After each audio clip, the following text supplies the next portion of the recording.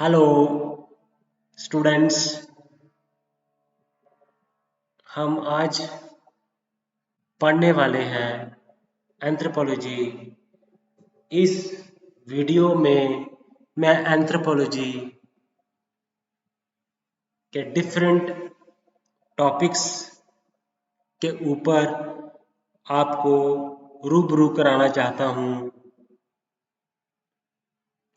Anthropology UPSC का एक बड़ा ही स्कोरिंग सब्जेक्ट है।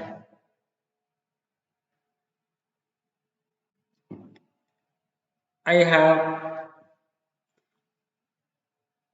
want to discuss with you lot of things. आज मैं आपको हम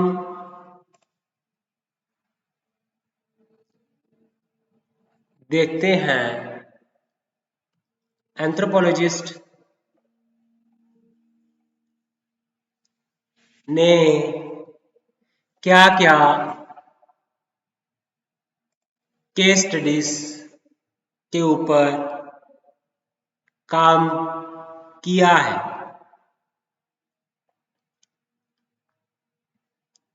आपने नाम सुना होगा फ्रांस बोआस का। फ्रांस बोआस एक फेमस अमेरिकन एंथ्रोपोलॉजिस्ट थे। उन्होंने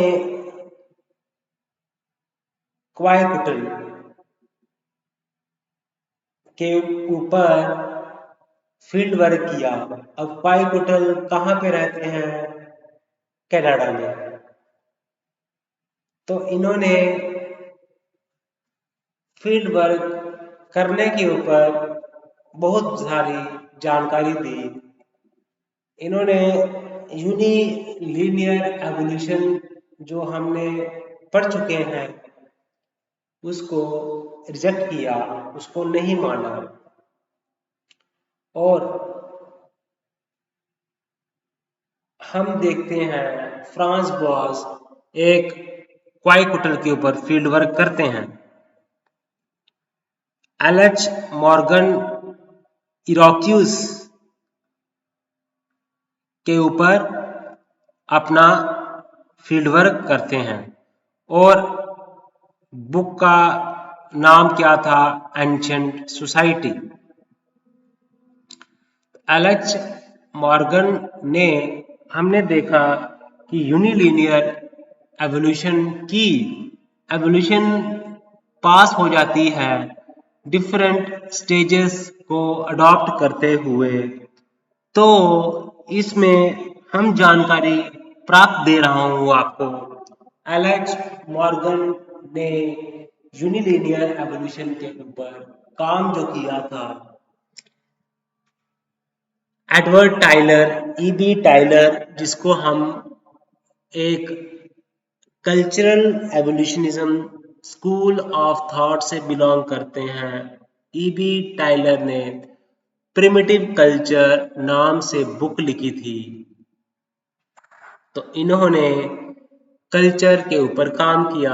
एलएच मॉर्गन ने इरोक्यूस के ऊपर काम किया, एंशिएंट सोसाइटी नाम की बुक लिखी और इन्होंने किनशिप के बारे में स्टडी किया।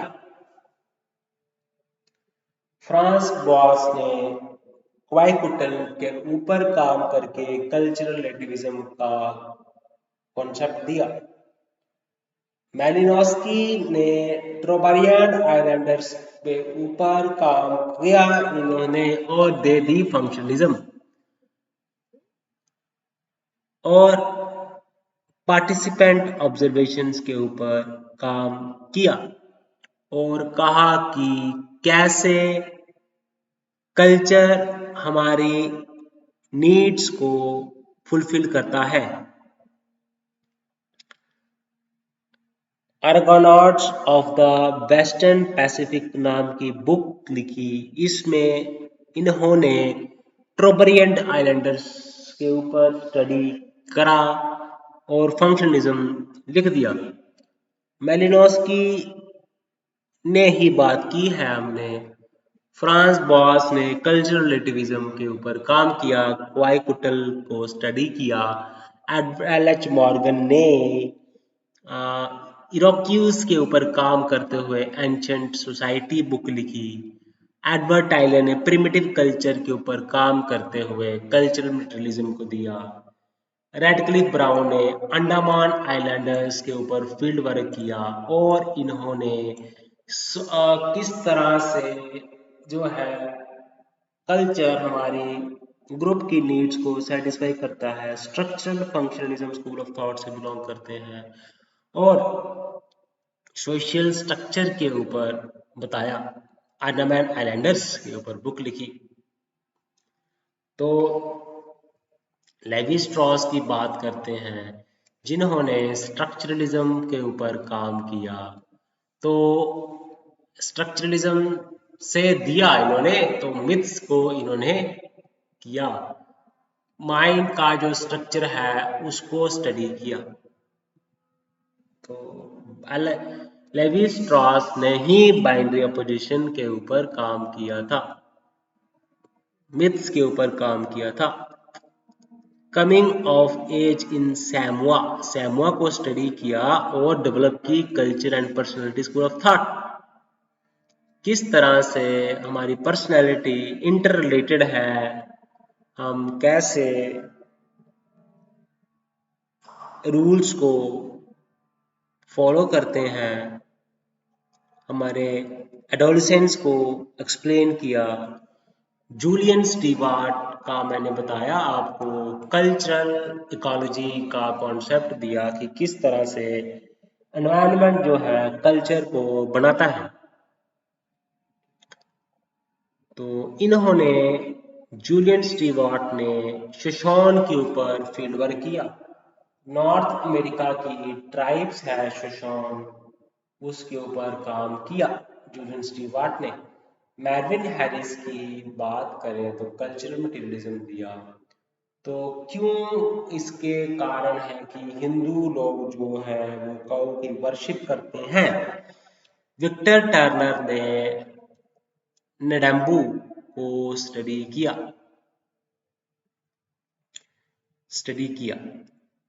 तो सिंबॉलिक एंड इंटरप्रिटेटिव एंथ्रोपोलॉजी के ऊपर विक्टर टर्नर ने काम किया, क्लिफोर्ड गीच ने काम किया, विक्टर टर्नर ने काम किया, निडम्बू को स्टडी किया कि किस तरह से हमारा सिंबल्स जो होते हैं वो पता चलता है उससे कल्चर का।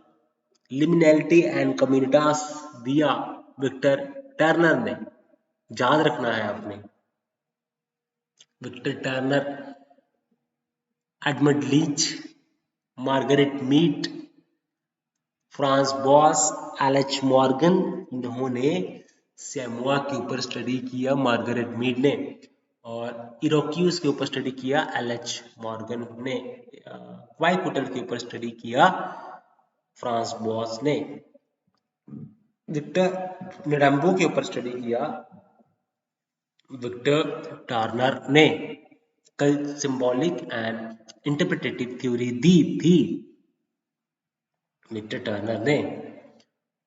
ये बड़े सारे एंथ्रोपोलॉजिस्ट हैं जिन्होंने काम किया।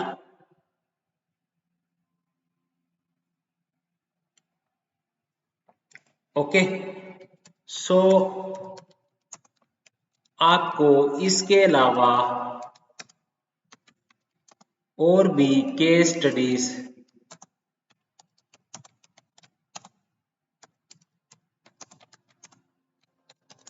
के ऊपर मैं आपको बताना चाहता हूं।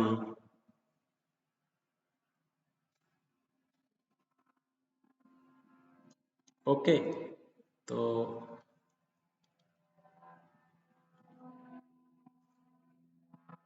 तो लेवी स्ट्रॉस की ही हम बात कर रहे हैं, इन्होंने मिथ्स के ऊपर काम किया, तो स्ट्रक्चरलिज्म से बिलोंग करते थे और एलिमेंट्री स्ट्रक्चर ऑफ किनशिप इन्होंने काम किया। तो लेविस स्ट्रॉस की अगर हम बात करें, ठीक है,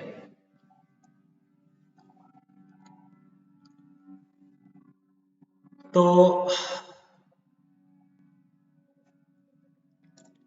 ये जूलियन स्टीवार्ट के नाम का जो व्यक्ति था, इन्होंने कल्चर शिशोन के ऊपर स्टडी किया, न्यू एवोल्यूशनिज्म दिया, है ना। लेस्ले वाइट न्यू एवोल्यूशनिज्म दिया। तो लेस्ले वाइट ने कहा कि एनर्जी का रोल होता है कल्चर को बनाने में। मैं आपको आज रूबरू करा रहा हूँ स्कॉलर्स के कामों के बारे में, कौन कौन से फेमस एंथ्रोपोलॉजिस्ट हैं और उन्होंने किस फील्ड में काम किया, क्या उनकी मेजर कंट्रीब्यूशन थी। सैमुआ की स्टडी की मार्गरेट मीड ने, तो ओके। अर्थ बेनेडिक्ट ने क्या बताया, प्यूब्लो को स्टडी किया अर्थ बेनेडिक्ट ने।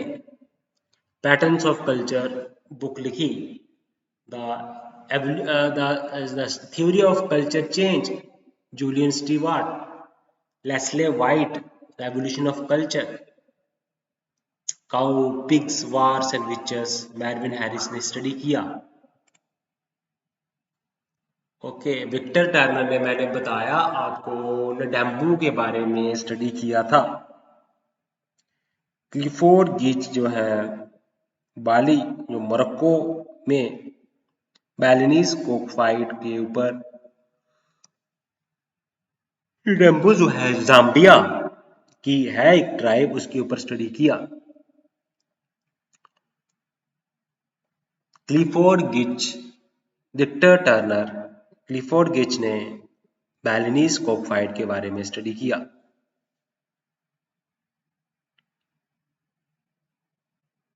तो इवान प्रिचर्ड्स ने स्ट्रक्चरल फंक्शनलिज्म से ताल्लुक रखते हैं, जैंडे के ऊपर स्टडी की, न्यूर्स के ऊपर स्टडी की इवान प्रिचर्ड्स ने। तो witchcraft, oracle and magic study किया जैंडे के बीच, इवान प्रिचर्ड्स। तो आइए हम इन सबके ऊपर थोड़ा थोड़ा हम प्रकाश डालते हैं। ओके, देखते हैं क्या क्या और इसके अंदर हम पढ़ सकते हैं। हम जो स्ट्रक्चरल फंक्शनलिज्म की बात हम करते हैं तो रेडक्लिफ ब्राउन आते हैं। ईवी प्रिचार्ड जो था, इसकी बैकग्राउंड देखें तो ब्रिटिश सोशल एंथ्रोपोलॉजी से बिलोंग करता था। ए आर रेडक्लिफ ब्राउन की जो स्ट्रक्चरल फंक्शनलिज्म स्कूल था उसमें ये, ठीक है। तो हमने जब स्ट्रक्चरल फंक्शनलिज्म का ये मानना था कि हमारी ग्रुप की नीड्स को सेटिस्फाई किया जाता है, और जो जितने भी सोशल इंस्टीट्यूशंस हैं, kinship, religion, law, family, marriage, इनका काम ही नीड्स को सेटिस्फाई करना है। ओके, तो अब फील्ड वर्क जो किया था इसने एजेंडे, तो एजेंडे को स्टडी किया इवान प्रिचर्ड्स ने। तो ये अफ्रीका के हैं, एजेंडे एंड न्यूर जो है अफ्रीका के हैं, इनके बारे में स्टडी किया। देखो, मैंने आपको प्रॉमिस किया था कि मैं आपको एंथ्रोपोलॉजी को कंप्लीट करने के बाद मैं आपके लिए केस स्टडीज लाऊंगा एंथ्रोपोलॉजी की और आपके सामने डिस्कस करूंगा। तो देखिए स्टूडेंट्स, मैंने शुरुआत कर दी है इसकी। इवान प्रिचर्ड को हम पढ़ रहे हैं। तो इवान प्रिचर्ड ने अजेंडे और न्यूर के ऊपर काम किया। तो witchcraft, oracle and magic among the Azande, इन्होंने इनके बीच का मैजिक को स्टडी किया, ओरेकल को स्टडी, विच क्राफ्ट को स्टडी किया। तो किस तरह से वो एक्सप्लेन करते हैं। इन्होंने कहा विच क्राफ्ट कोई ये नहीं है, कोई अंधविश्वास नहीं है, बट उसी का एक थॉट प्रोसेस है उनका। तो होता क्या है कि जब खेती बाड़ी में नुकसान हो जाता है, एग्रीकल्चर में नुकसान हो जाता है,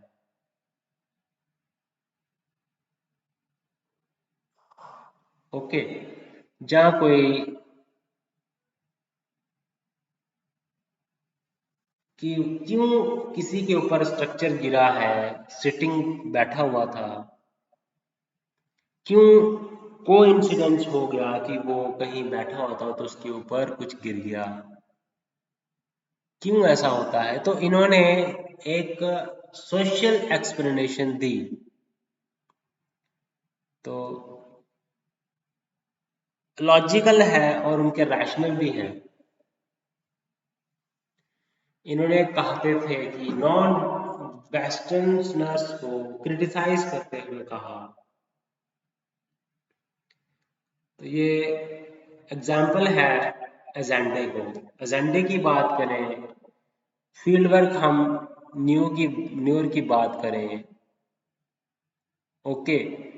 तो अब इन्होंने अंडरस्टैंड किया कि किस तरह से वो सोचते हैं। तो इन्होंने जो है समझने की कोशिश की इसको, इन स्टडीज को, ठीक है। तो मैंने आपको बताया था,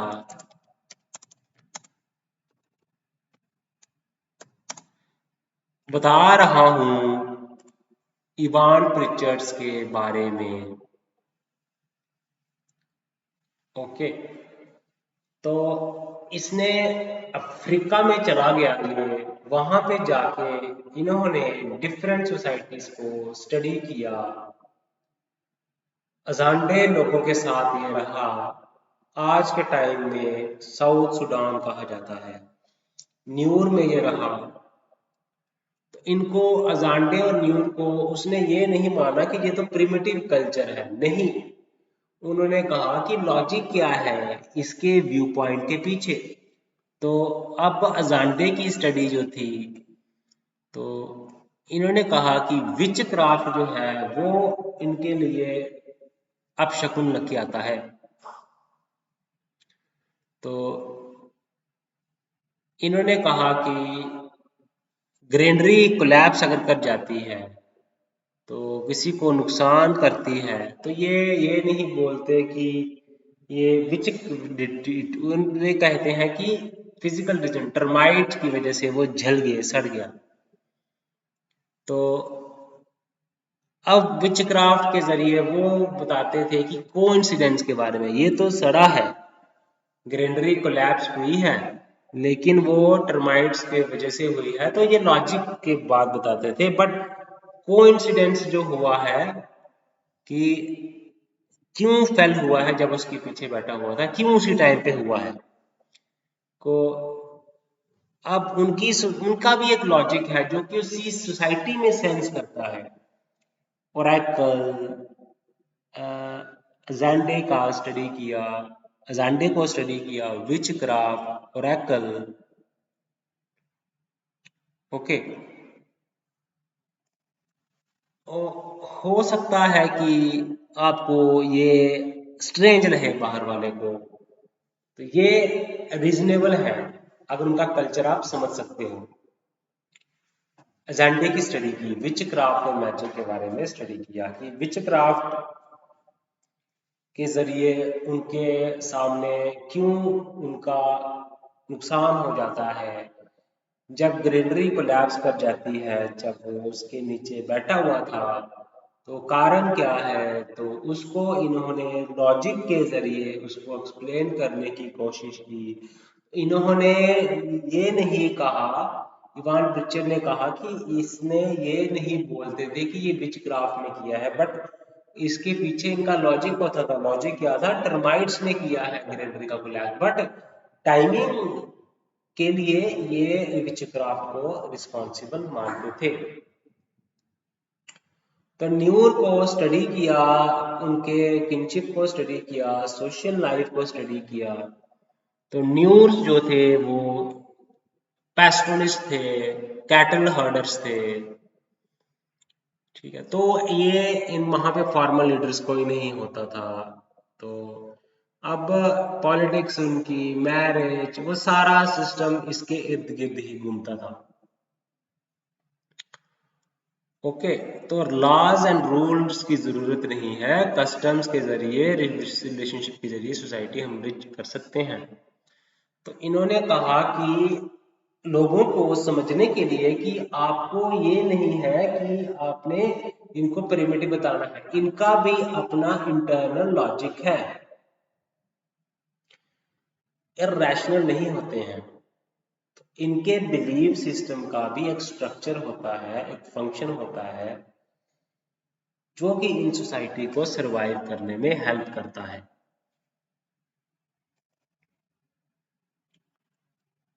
तो ये था, जांडे को स्टडी किया। ठीक है, witchcraft, oracle and Azande, witchcraft, oracle and magic among the Azande and the Nuer को स्टडी करते हुए इसने बताया कि वहाँ के लोग, उनका अपना लॉजिक होता है सोचने के नज़रिए को। न्यूर के बारे में बताया कि वो तो कैटलों की देखभाल करते हैं, उनका जो अपना सोशल सेटअप है वो इसके अराउंड ही चलता है, कि विच क्राफ्ट की वजह से जो है इनका